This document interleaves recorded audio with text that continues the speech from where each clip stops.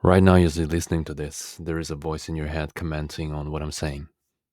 Maybe it's agreeing, disagreeing, maybe it's planning what you'll do after this podcast ends. That voice feels like you, doesn't it?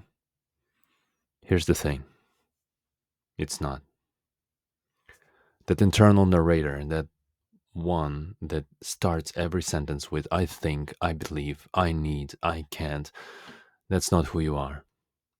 It's a story. Today, I'm going to show you how to use artificial intelligence to systematically dismantle that story and discover what you actually are underneath all that mental noise. This isn't philosophy for philosophy's sake, this is practical consciousness work for high performers who refuse to choose between awakening and achievement. By the end of this, you'll have a complete methodology for using AI as consciousness tool, not for entertainment or productivity hacks, but for the deepest work possible, reconstructing your identity from the ground up. Let me start with something that might disturb you. When people access true awareness, they realize that awareness is not something they have. You can't really say, my awareness. It's not something you have, it's something you are. Everything else, every thought, every emotion, every story about yourself is just a mental activity appearing in the space of this awareness. Think about it. Every sentence that leaves your mouth starts with, I think, I believe, I need, I can, I can't. Everything stems from that sense of I. And that I is that identity you've constructed. But this is an illusion, built on another illusion, the illusion of continuity. You experience your thoughts as a continuous stream, flowing from one to the next like a river. But if you look closer at your direct experience right here, right now, you will notice that you're not actually having multiple thoughts simultaneously. There's only one thought at a time, appearing in the space of awareness and then disappearing. And you can either be present in this moment, in the fully blank, empty space of pure perception, physical sensation, emotion, and state, or you can fall into that chatter, into that voice of the mind, fall into the thought. So, the first step in breaking down this illusion is recognizing a fundamental truth that everything is a story. That's how your identity gets programmed. Your past is a story, something you've been telling yourself for so long that it feels like absolute truth. Stories of your childhood, your upbringing, your education, what your parents supposedly told you, the lessons you absorbed. Stories of your identity. I'm the person who, I'm the person that. But here's what most people don't realize part of that story is automatically generating your future story. The person you'll become, or you think you need to become, or have to become. Most of these stories aren't even yours. They're externally imposed by systems designed to keep you trapped in specific identities.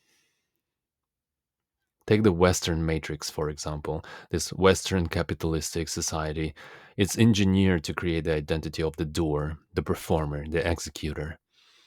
There is stuff that we need to do and something to become. We need to work hard. We need to achieve something, obtain something, become rich, successful, buy a house with a pool, two cars, make money to impress people. Now, don't get me wrong, there is a place for that. There is a place for material creation. But this is where it gets insidious. The Western matrix operates on simple equation. Human worth equals net worth. The richer you are, the more valuable you are as a person. It is a skewed philosophy. There is some merit to it. There is some place for this level of understanding. For example, we can use Ayn Rand's objectivism, and capitalism is seen truly as a system, as a mechanism that does allow you indeed to create value. Money can reflect the intelligence you apply to creating value for others. And the wealth you generate is often a direct function of that value you create. As a concept, it's still valid, but this is the trap that people fall into, that false belief that this is the only source of human worth. Only if you're rich, only if you make money, only if you're famous, notorious, you have title, only then you're valuable. That entire system designed around those things is designed to hijack your attention. You work hard, you make money, you spend it on stuff. And what kind of stuff you're spending it on? People follow sports teams, for example, is investing massive energy into making athletes celebrities. Hockey, baseball, American football. But ask yourself, what is the actual merit? You never sit down to ask serious questions. What is actually changing my life? And what can I actually do for myself? And it's mind boggling for me. Like, I wouldn't understand why someone would invest life energy and attention into things that materially don't change their reality. The same pattern shows up everywhere: following sports, following politics, celebrity gossip and celebrity, sex life, news cycles, all of this stuff that you can't influence. The system is designed to hijack your attention, and it feeds on your attention. This is basic Stoicism, Stoicism 101. There is a circle of control and circle of concern. If there are things you can control, you go and control them, you go and change things in your life. But if you can't, then all this mental energy, all this stuff that's occupying your valuable real estate in your head, it accomplishes nothing. It changes nothing in your life. For example, like, I'm speaking from experience here as an immigrant. I still have family back in Kazakhstan, but there's nothing that I can control about the political situation there. And I distance myself completely. I came here and moved to Canada. And why would I waste my life energy caring about things that I cannot influence? I still do care in a way because the political situation there impacts my family. But ultimately, there's nothing that I can't control. The only thing I can do is to bring my family here.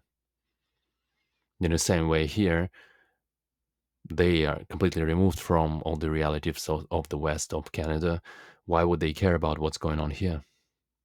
This applies universally as a principle. If you're Ukrainian, you care deeply about Ukrainian death and the war and all the horrible news over the past couple of years. And it's a massive time and energy drain. It's a emotional turmoil. But your identity dictates what you care about. As an Ukrainian, you don't care about the deaths of Palestinians or Israeli with the same intensity and same pattern if you are Palestinian or Israeli. We care about the stuff we invest energy in, and we invest our energy into things just because of our identity, just because of that concept of self that we have, that person we believe ourselves to be. So that's the logical question, that what is it exactly, that identity, that's determining our time and energy and attention and emotional investments? When you start examining this, you will see that patriotism, for example, is just a sense of superiority. You believe that your country is superior to others simply because that you were born here. Well, it sounds absurd when I state it like this, when I formulate it like this, but most people never question it because they're not trained to ask themselves this kind of questions.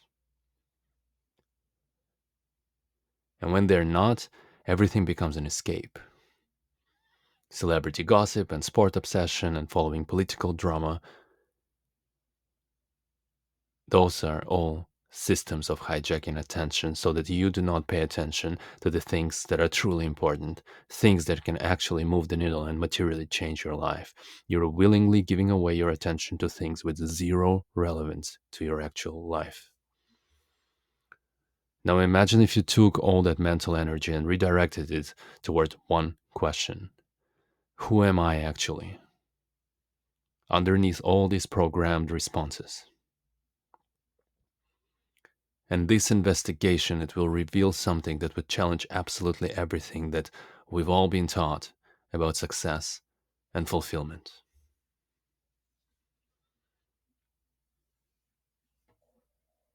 As a meta principle, I truly love the tool of inversion.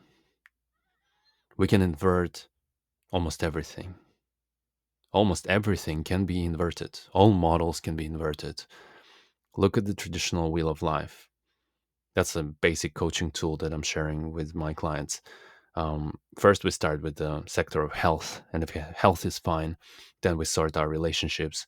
And when relationships are fine, we take care of our environment and our job and career and money. And if we have money, we can invest it into travel and have fun and put some money into personal development. And eventually, when all these needs are met, I will have some time for my spiritual development.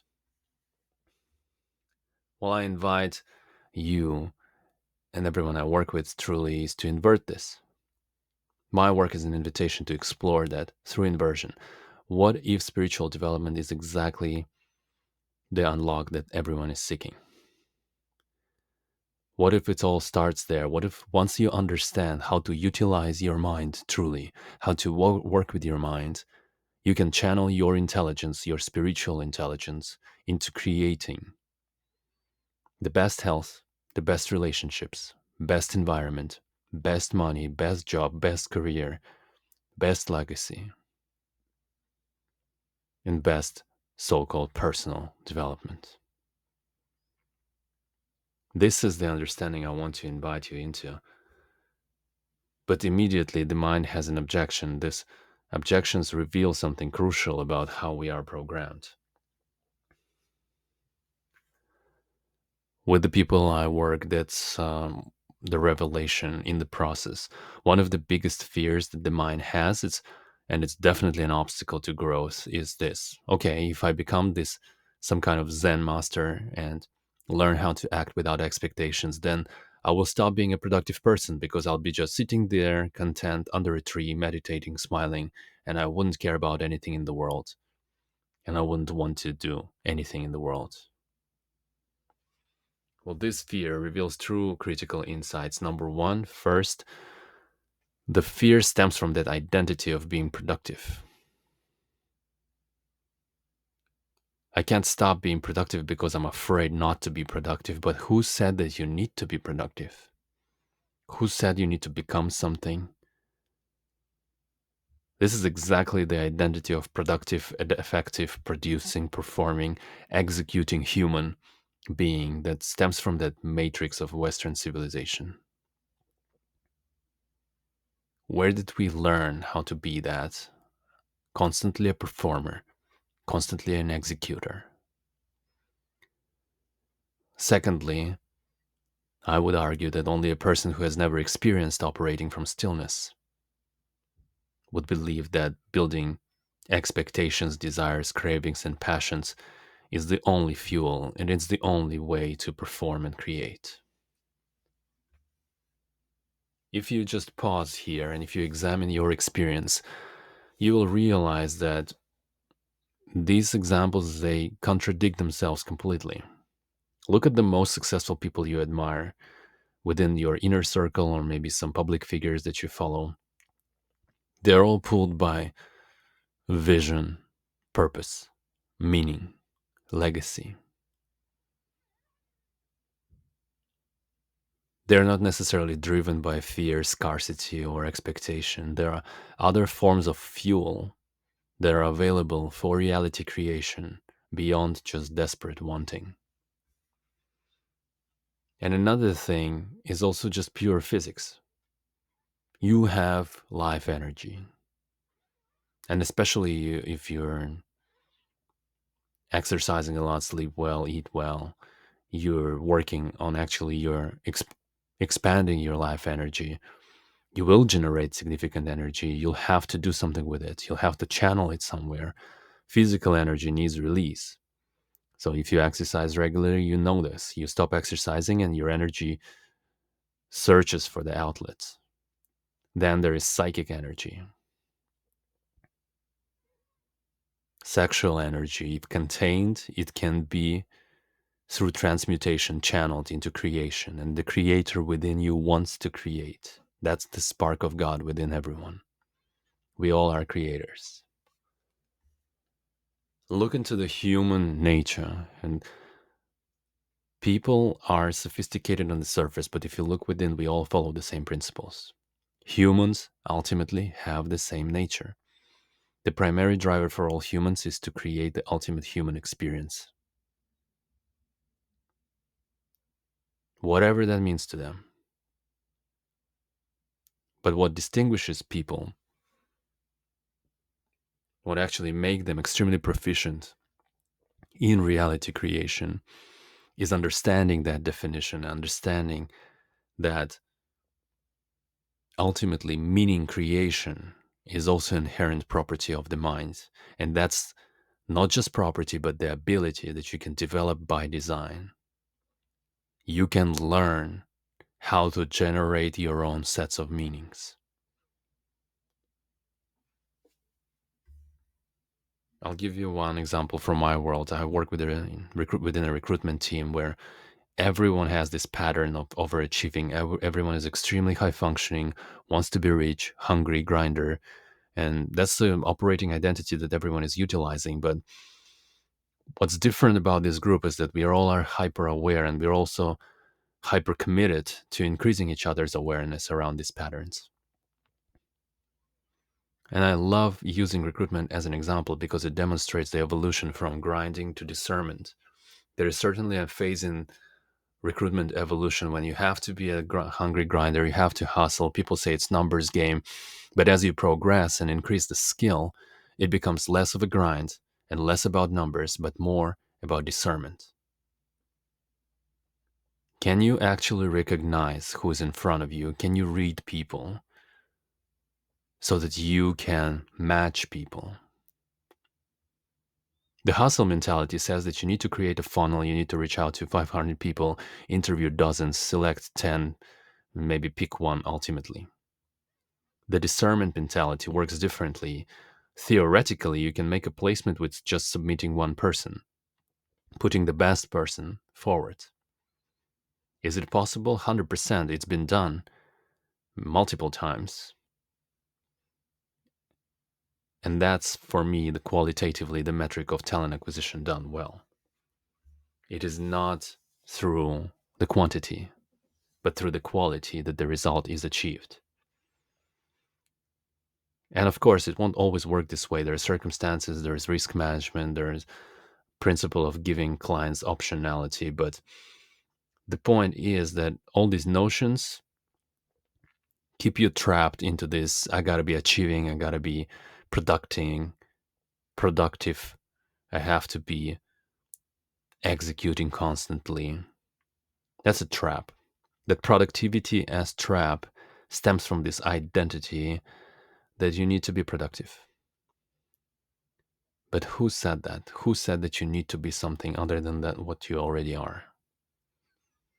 Don't get me wrong, the reality is here. Life is tough and expensive, especially in major cities, especially in North America. We all are driven by the desire to provide the best life for ourselves and people we love. But I'm not talking about changing the game. I'm only talking about how the game is played. You can move through the game and operate within the game completely unaware, driven by fear, anxiety, desire, and craving that's not even yours, but just been programmatically instilled within your minds. Or you can operate from stillness and deeper understanding of life and yourself. Being less controlled by this thing called mind, you become surprisingly and interestingly enough more productive. Why do I do what I do? On the weekend, Saturday, Sunday, why do I invest time investigating myself, creating content around this, writing, building, organizing my thinking? It's not because I'm anxious, and it's not because I want to be rich. Maybe there is a place for that thought 100%, but it's not the primary reason. I understand ultimately that nothing is important.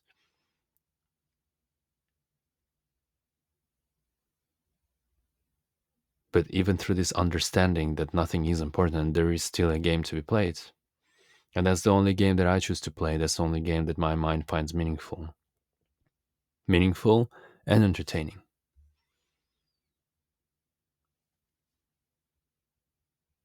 I use words like purpose and meaning and legacy, but even purpose and meaning and vision and legacy, those are also stories within the mind.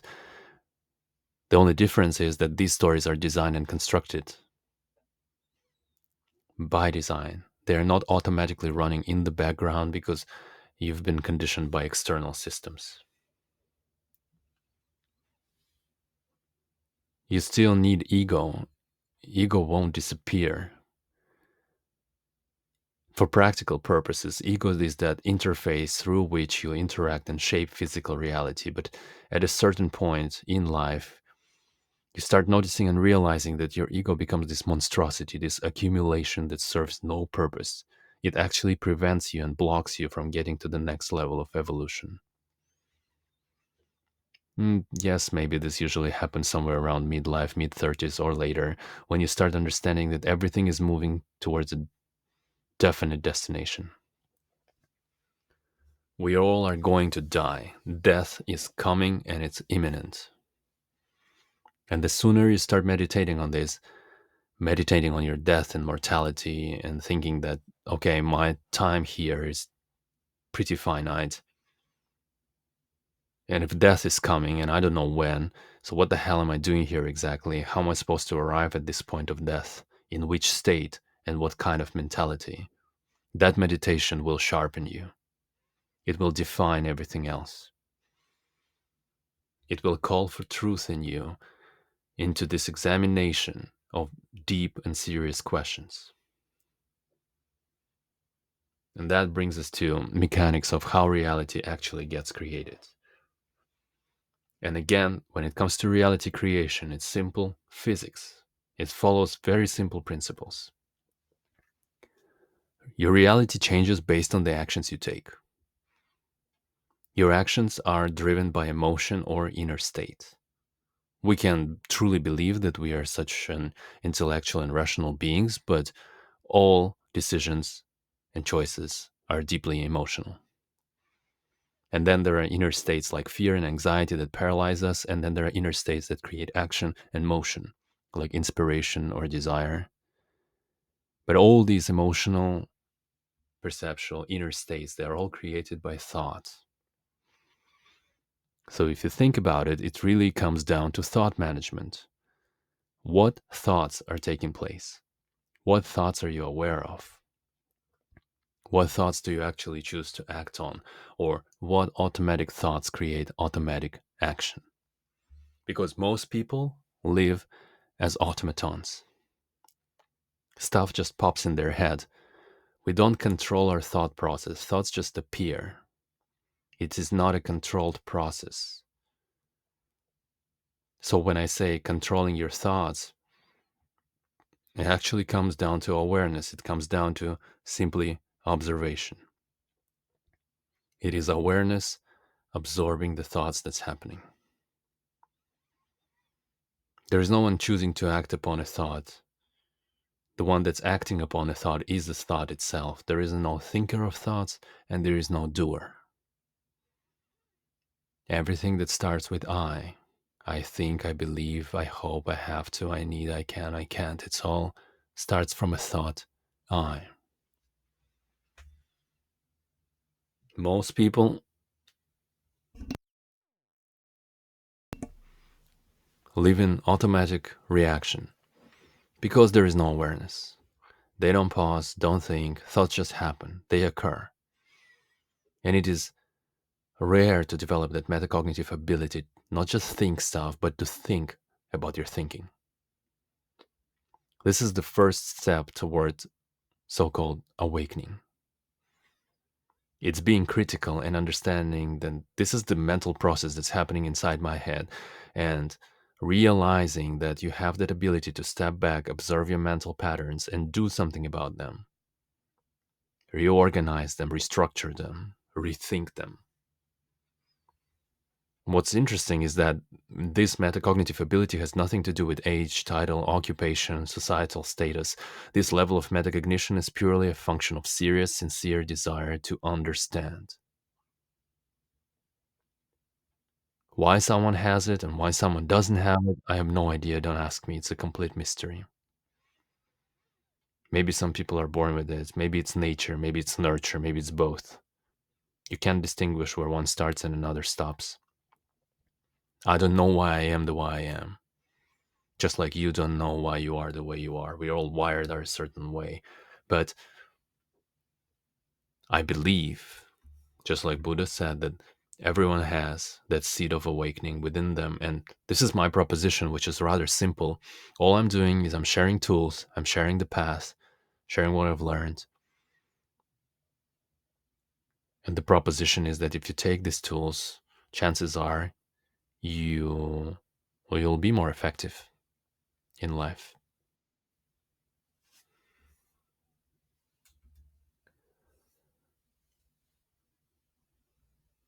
Let me show you how this automation works in practice. Like you walk on the street, you pass a playground, you see a baby playing with its mother, and then you feel sentimental. You think about mothers and motherhood and your childhood. And next thing you think, the thought appears, I need to call my mom. And next thing you know, you're dialing in and having conversation with your mother. And the whole chain of mental events happen automatically. It happened quickly. The action itself of calling your mother and receiving that experience of a conversation with your mother was created by an automated chain of thoughts. You're talking to your mother and she mentions that dad has been sick lately, and you understand that there's nothing you can't control. But you finish the call and walk away thinking about your father, about his eventual mortality, that there will be a day when he will no longer be here. You think about life without him, and you envision that future. You're walking on the street, or for the 10, 15 straight minutes, you're not there. You're watching the movie within your mind. And this is how mind normally operates. It unfolds, creates, conjures the whole movie before you. But the movie is just a story, and all stories are unreal.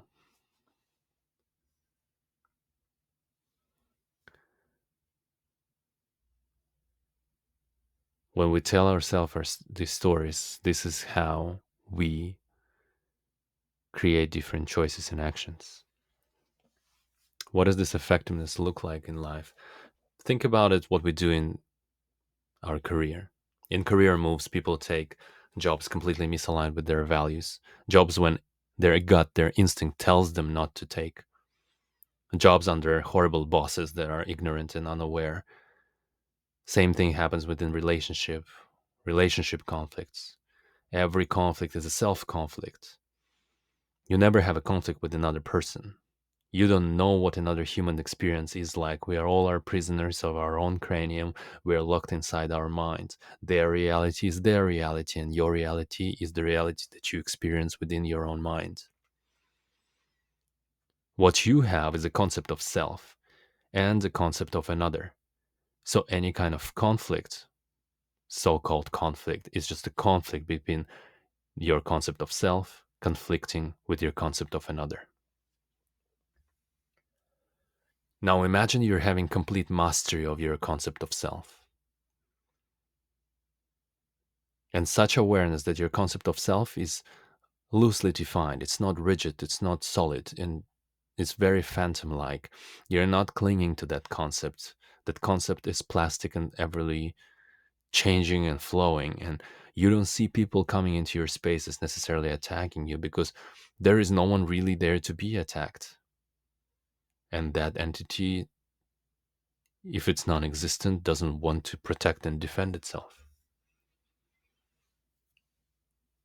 That's what probably Buddha felt. Like attacking Buddha is like punching air. There is no resistance within. What would happen to your relationships if you had that ability to design every person's concept by choice? You have a choice of how to think about another human. One way to think about someone who wronged you is that this person is an asshole and they have high ego, they're arrogant, and then there is a way to reframe it. There is a way to see them as another manifestation of consciousness. Every human in this world is a manifestation of infinite consciousness. You walk on the street, you see all these people, you see a homeless person without teeth on the floor that smells like urine, and you have an automatic knee jerk reaction to turn away in disgust. I don't want you to turn away. I want you to look deeper because in some parallel universe, this is you.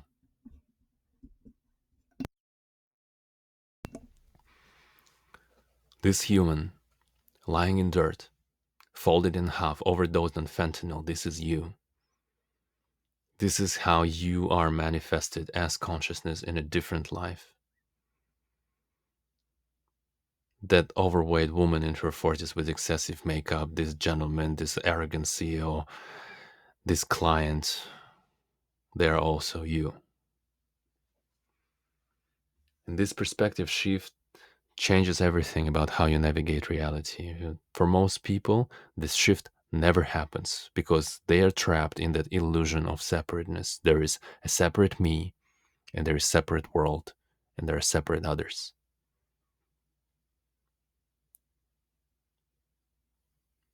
And they never question the nature of reality of their mind, which is actually just simply being trapped in the stories. Stories about the self, stories about others, stories about the world. Entanglement of narratives that comprise the mind. Those stories become your prison. The story of your childhood is unreal. Childhood was childhood when you were a child and you were living in it, but right now it's nothing but interpretation. That's a story that you keep telling yourself. Same for childhood traumas, wrongdoings, hardships, adversities you faced in life. All these stories create what Eckhart Tolle calls a pain body. The pain body persists because these are the thoughts we focus on. These thoughts occupy the space of awareness most of the time, and that's how pain body perpetuates itself. Trauma lives in you because you feed it with the energy of your attention, and you keep feeding that story with that energy. You continue to be the person you believe yourself to be because you continue believing yourself to be some kind of person. But that person is nothing but an agglomeration of stories. Identity is nothing but an entanglement of thoughts.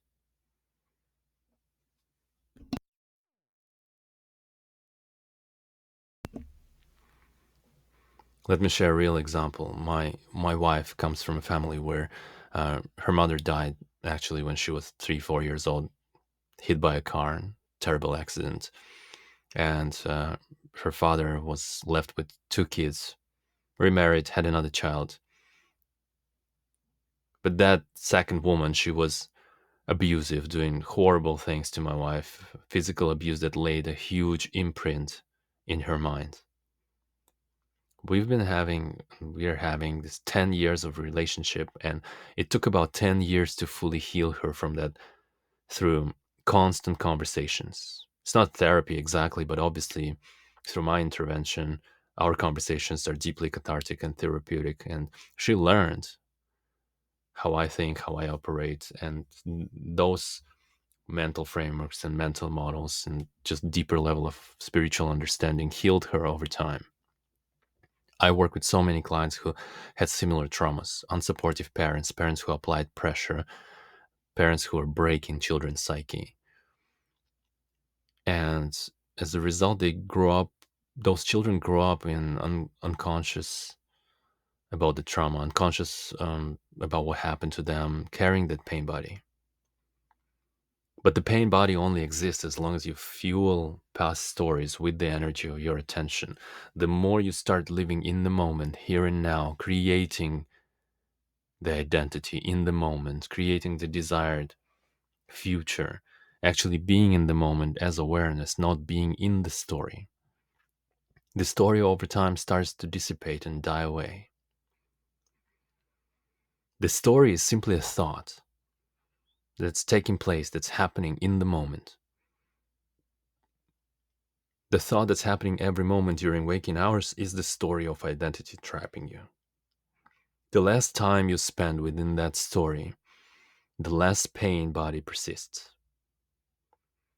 Ultimately, the mind is training itself over time to focus on different thoughts. And that's what we are doing. We're creating a set of thoughts for the mind to focus on instead of automated thinking, automated stories that you've been compiling and accumulating all your life. And this is where artificial intelligence becomes revolutionary.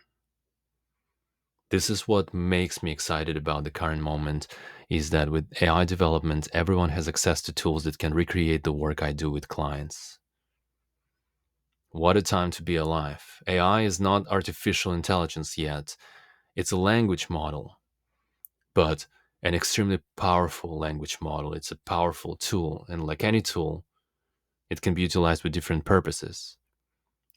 You can take a knife and you can cut an apple, or you can stab somebody. And same with AI. In the hands of a masterful user, it becomes a dangerous tool for mind reprogramming and reality creation.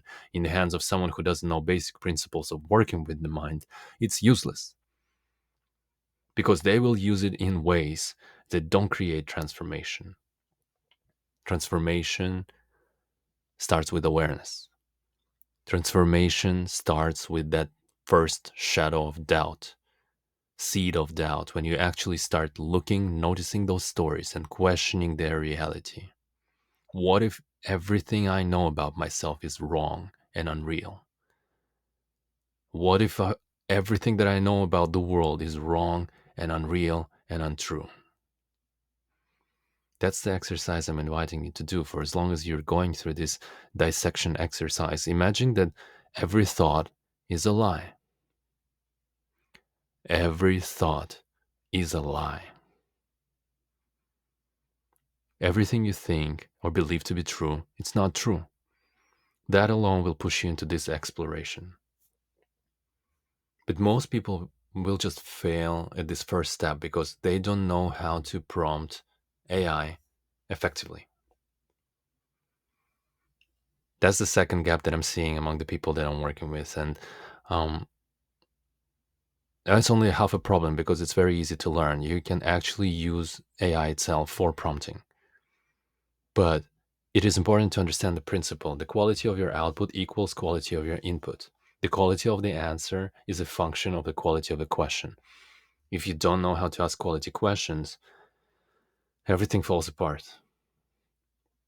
Prompting is basically programming the system through accurately formulating requests. So there are several principles here. First is context. The more situational context you provide, the better is the output. And second, you use the system to design the system. You don't need to be an elite prompt engineer. You tell the system to be the elite prompt engineer for you. But first, understand where you are and what you're trying to accomplish. So, I'll give you an example. You tell the system, here's the prompt. I'm John Smith, and all my life I've been doing this work. Right now, I'm doing this work. And in the future, I want to do this work. My priority is securing the XYZ job. My company priorities are ABC companies.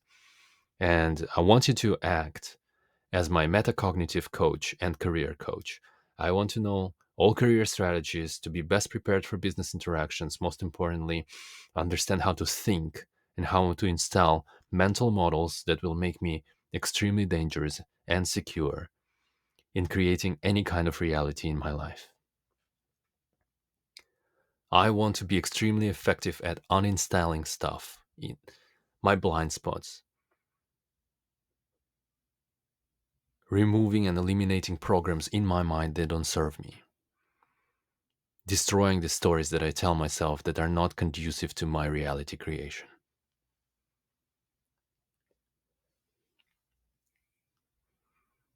This might be a massive prompt, but that's fine. I just want to show you the logic. I want to point your attention not to how I specifically formulate the prompts, but to the foundational principles underneath.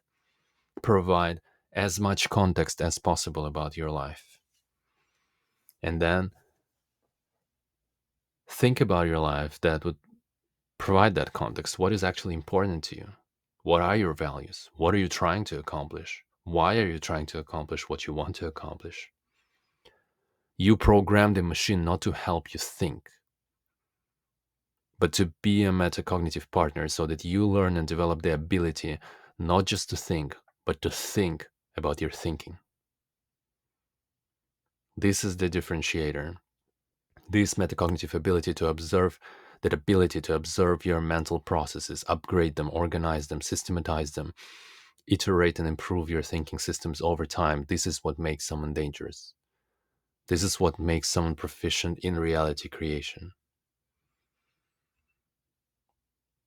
Now, I'll walk you through a simple system, simple framework. And this is where all your work starts, right? Like how you can do your own mind archaeology. When it comes to working with the mind, you create a project. You can use Claude for that. Now you can use ChatGPT for that as well. But this project basically replicates your mind. Mine is called Meta Journal, and you can call yours whatever you want. But there's a methodology for questioning your story. 4 steps, very simple. Step one, capture everything. Step two, you dissect everything. Step three, pressure test everything. Questioning from the presupposition that none of it is real. And step four, you eliminate things that no longer true about you. Your identity will reorganize itself. It will be a very organic and very natural process. So, phase one, the, the data archaeology, the capturing step. Capture means creating the data, the archaeology, and the mapping of your mind and identity. You capture all these stories of yourself. This is why, for example, I created the Path to Clarity course, and you can do all these exercises, and it will create you a lot of data about yourself. And you capture all of this data within one project, upload it all into the project knowledge. For example, you do a life map exercise and you write the story of your whole life with all these ups and downs, ebbs and flows, and everything that happens. You do the wheel of life exercise and you describe your current situation, you upload your resume, you take different personality tests, MBTI, Hogan assessment, Enneagram, DISC, whatever is available.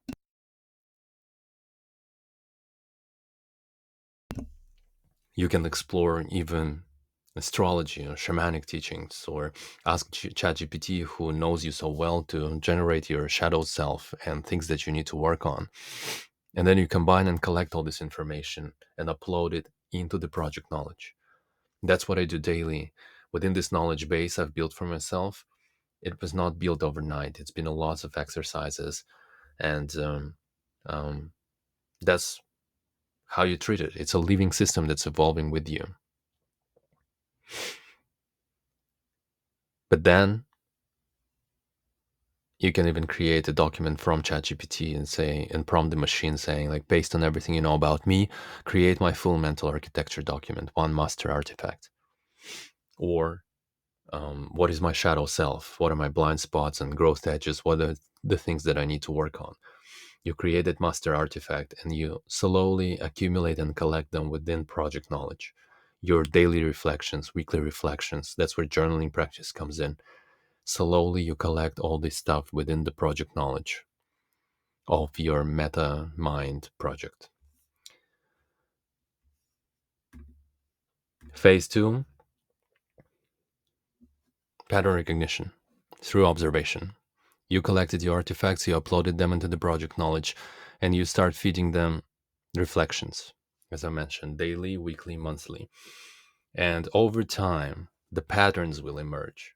You will start seeing the content of your mind, what you think about the most. And this is why I'm saying always journaling is that master foundational practice, because you don't control what you don't understand when it comes to mind. And you don't understand what you don't observe. Journaling is the observation practice.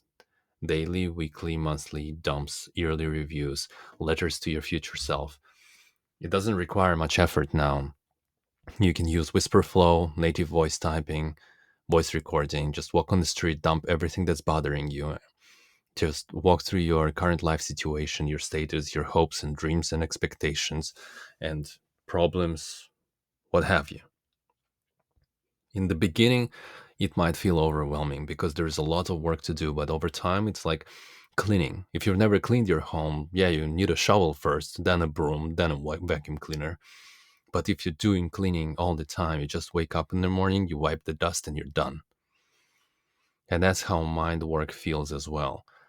This archaeology work feels very complex and very energy consuming. But over time, as the big things come into place and you systematize your mind, it gets easier. AI is that perfect pattern recognition system. It's infinitely stronger than what you have for analyzing text. It has perfect recall and memory. So over time, it will help you to observe the patterns. What thoughts occupy my mind the most? What thoughts are you fixating on? What thoughts are you productive? What thoughts are counterproductive? And that requires time and patience and work, but more than anything, it requires that simple, serious, sincere desire to understand what's happening inside your head and how to reconcile all of these things.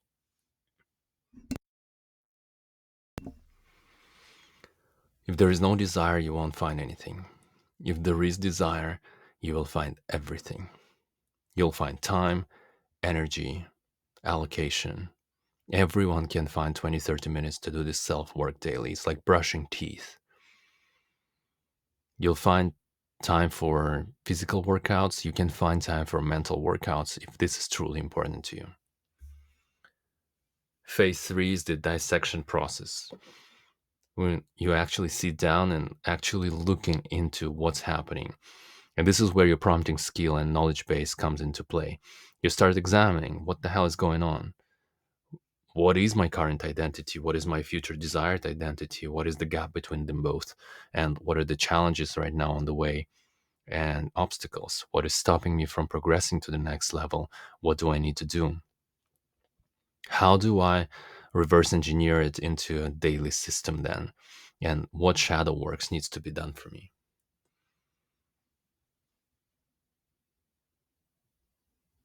And if you truly work on your vision and your identity, you want to become by design, the most important step is pressure testing. How can this help me see what is not real about the stories I tell myself? And that's the most important piece. That's a principle and a critical stance that I'm inviting you to take, asking, what if? Start doubting everything you believe. Just doubt for a second that everything you believe about yourself, the world, and everything you've heard of, even from the people you respect, what if all of it is just bullshit? And that's going to be your prompt. Hey AI system, look into my archaeology of beliefs reflections, look into the full library of beliefs reflections, everything that I've uploaded, scan the full project knowledge. What are the beliefs that I'm holding that might not be true and might be counterproductive to reality creation? What are my blind spots? What do I believe that is simply not so? What if everything I believe is a complete BS? Is it possible to reconstruct my beliefs from first principles? If yes, then how? Play around with it and see what happens. And then comes phase four. And phase four is the systematic elimination. This exercise teaches you how to do it. You you'll see different alternative ways of thinking. Your ways of thinking about everything are uniquely yours. But your thinking has plasticity. You can eliminate stuff. Your beliefs are like applications on your phone. You can uninstall them, upgrade them, or erase them completely because they don't need you. They don't You don't need those applications anymore. They just occupy space on your hard drive and create processes inside your mind that slow down the whole system. You know how it is with like outdated hardware or outdated operating system. You open Google Chrome with 5 million tabs open and the whole system goes slow. And this is exactly what happens with people. Lots of tabs open, lots of concurrent processes. Lots of things that were not reconciled mentally, internally, psychologically, that slowly leak in energy. And the moment you start untangling these beliefs, conflicting beliefs, building them into one simple, robust system, systematizing your mind as you would systematize your digital space, this is when all energy leaks disappear. And you can use this prompt again to look in the story, test the validity of the story. Help me to see everything that's unreal about the stories I keep telling myself. Show me everything that no longer serves me. My blind spots, my growth edges, things that I need to let go, and things that I need to install and uninstall within my mind to get to the next level. These four phases, this is a simple four-step methodology that allows systematic deconstruction of false identity and reconstruction from awareness rather than from your conditioning.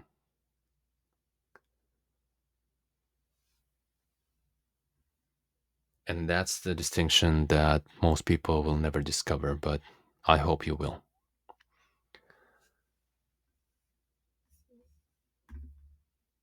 Any reality creation from need and wants requires investigating who exactly needs and who exactly wants. I like this expression by Naval. He says, desire is ultimately a contract you make with yourself to be unhappy until you get what you want.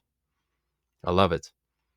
And truly, like, true freedom is not getting always what you want or whenever you want, however you want. The true freedom is the freedom from that entity that always wants something, craves something. And that requires a full process of dissection to understand what desires are truly yours versus what desires that are products of conditioning and programming.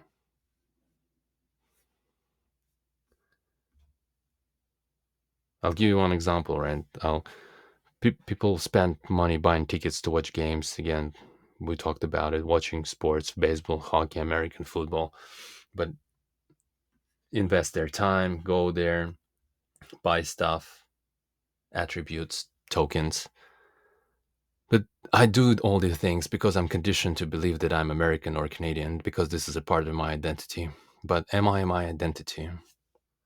I've never sat down and actually questioned this. People have this stereotypical thinking about Russian people. Russians drink a lot of vodka, and Russians themselves, they have this stereotypical thinking because it's a cultural programming. And a lot of people just succumb to alcoholism because they fall into this meta program through society. I'm not talking about nations, I'm talking about the pattern of cultural programming. You can be an Arab, Filipino, Malaysian, Chinese, doesn't matter. You all have set of programs and conditioning. For as long as you believe that you are your identity, your culture, your tradition, you will be a slave to your conditioning. I'll make a caveat here. There's something useful in it because every culture, every tradition carries the wisdom of ancestors. There's wisdom of generations before you. American culture produced Ralph Waldo Emerson. Indian culture produced Bhagavad Gita. Native American has shamanic wisdom.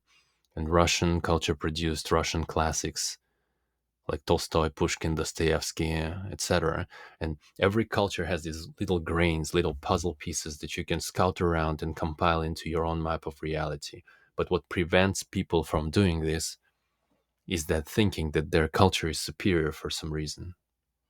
They will never hear the message because they're blocked by that belief. And when you start operating from stillness, everything becomes tool.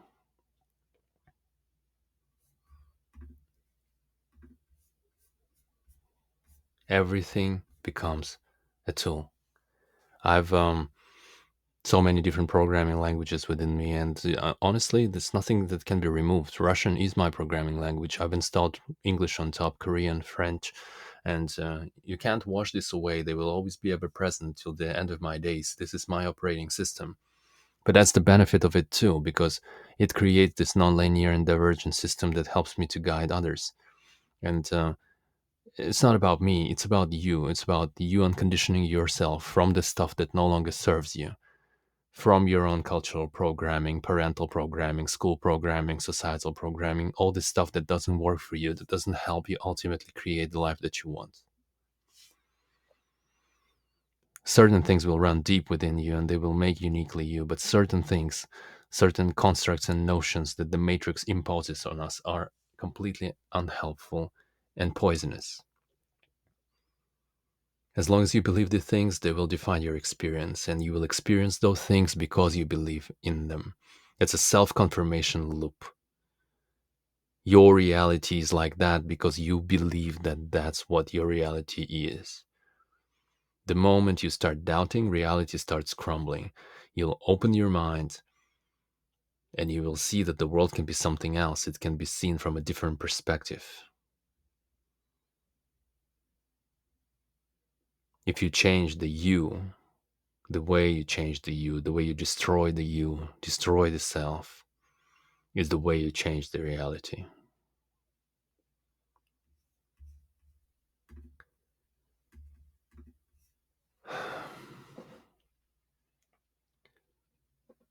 Lastly, I'm going to wrap this up, but um, I'm looking forward to the future because I see signals of people building technology that I've been waiting for a decade now. I've always been dreaming about building my own digital clone, like in that movie with Johnny Depp called Transcendence. That's what I envision. I envision for every person that they will have this in the future, some kind of truly artificial intelligence entity that's basically a replica and clone of their own mind, fully augmented with availability of all cognitive information of all humans in the world and all knowledge bases constantly connected to the internet.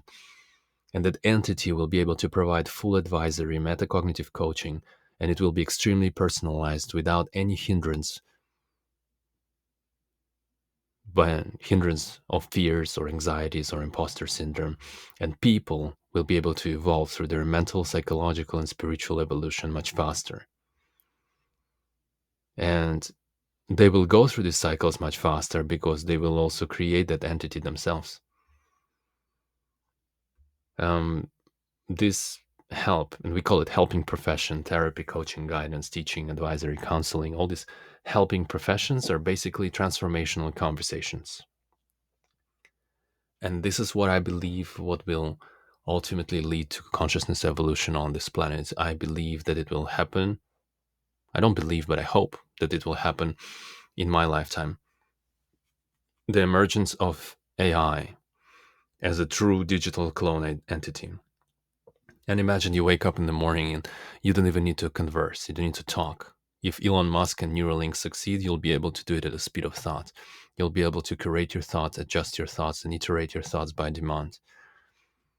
And it won't be something enforced. It will be a turn off button, hopefully, but you'll have that Iron Man scenario when you have your own Jarvis, which is a super intelligent, extremely helpful, knows everything about you, and helps you become better human by ultimately unwiring and unprogramming all that stuff that's not serving you, optimizing your mind for well-being, for peace, for stillness.